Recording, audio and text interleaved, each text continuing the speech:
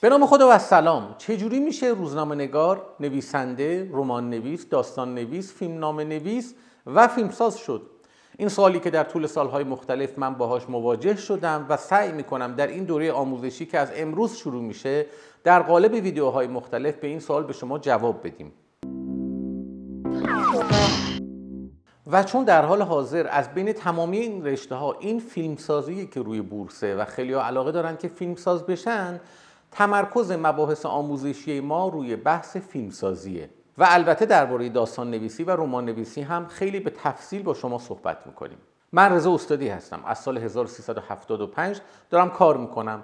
سالها روزنامه‌نگار بودم، چندین کتاب و رمان نوشتم، چندین فیلم کوتاه ساختم و یک مستند بلند و چندین مستند دیگر رو هم در دست ساخت دارم. در پروژه‌های مختلفی به عنوان مدیر روابط عمومی حضور داشتم، از جمله سریال تلویزیونی مختارنامه، و در طول سالهای روزنامه‌نگاری در کنار کارگردان‌های خیلی زیادی حضور داشتم و نحوه کارگردانی و فیلمسازی اونها رو دیدم.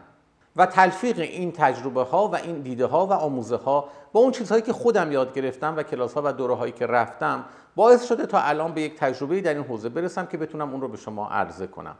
البته اینو هم باید بدونید، فیلمسازی واقعا از اون رشته هایی نیست که با 3 جلسه و 2 جلسه مثل این کلاس های موفقیتی که برگزار میشه بتونید یاد بگیرید. و البته چیز غیر ممکنی هم نیست که شما نتونید فیلمساز یا نویسنده بشید. و حتی اگه فیلمساز و نویسنده نشید، چیزهایی که در این دوره یاد میگیرید میتونه به شما کمک کنه تا در زندگی آدم دقیق تری بشید و مثلا معاملات بهتری داشته باشید، ارتباطهای بهتری با دوستانتون داشته باشید و در جمع آدم موفق تری باشید. فیلمسازی یک جور سبک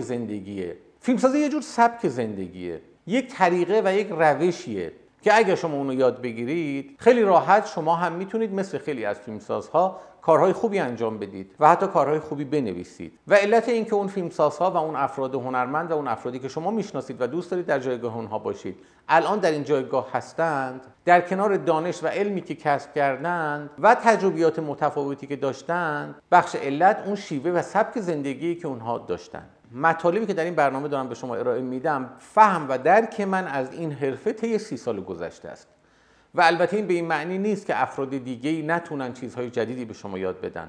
یکی از ویژگی‌های فردی که میخواد وارد این حرفه بشه اینه که باید نگاه جستجوگرانه و دقیقی داشته باشه و از هر مطلب و محتوایی بتونه استفاده کنه تا در نهایت به سبک و سیاق خاص خودش برسه. پس از اون چیزهایی که در این برنامه گفته میشه هم میتونید در کنار بقیه مطالب و آموخته‌هایی که قبلا کسب کردید یا قرار کسب کنید استفاده کنید تا ببینید در نهایت کدوم یکی از این فرمول‌ها روی شما جواب میده و شما رو میتونه به هدفتون برسونه.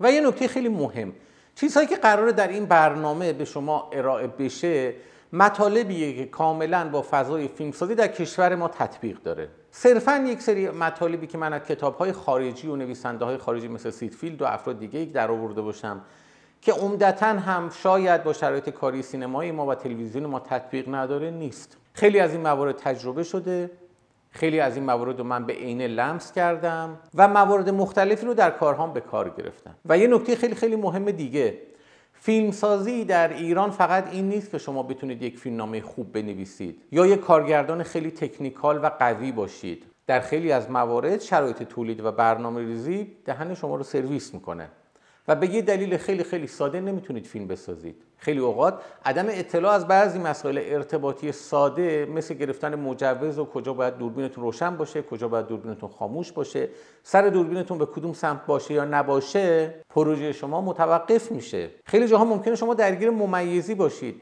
موضوعی که در این برنامه خیلی مفصل در موردش صحبت میکنیم. خیلی اوقات ممکنه شما درگیر مشکلات و مسائل حقوقی باشید و یه اختلاف خیلی ساده با یه بازیگر یا کسی که اون رو آوردید جلوی دوربین باعث بشه که فیلم شما هیچ وقت پخش نشه. پس مهمترین نکته‌ای که میتونیم در این دوره یاد بگیریم و آموزش بدیم به شما، مهمترین نکته‌ای که میشه در این دوره بهش اشاره کرد اینه که چجوری میتونیم در ایران فیلم بنویسیم، کتاب بسازیم، حالا هر کدوم از اینا. فیلمسازی و نویسندگی فیلمنامه، کتاب، رمان و هر چیز دیگه، حتی روزنامه نگاری، بخشش تکنیکه، بخش مهمترش غریزه هستش. یعنی شما ابتدا باید زمینه‌هایی برای این کار در وجود خودتون داشته باشید که بتونید سراغ این حرفه بیایید. و البته اینطور نیست که شما هیچ وقت نتونید بنویسید یا فیلم بسازید. خیلی از این موارد با یه غریزه کوچولو و با یه آموزش کاملا قابل یادگیریه. شما در هر حرفه و در هر کاری باید یک سری چهارچوب‌ها و اصول رو فرا بگیرید و بعد با تلفیق اون با غریزه و توانایی‌ها و پشتکار و استعداد خودتون یک کار خاص و منحصر به خودتون رو خلق کنید. همون چیزی که بهش میگن یک کار یونیک. از این به بعد با این ویدیوها با ما همراه باشید و اگر دوست داشتید از طریق لایک و کامنت و همین کارا از ما حمایت کنید. این شما و این هم دوره فیلمسازی از زیر لحاف تا روی پرده.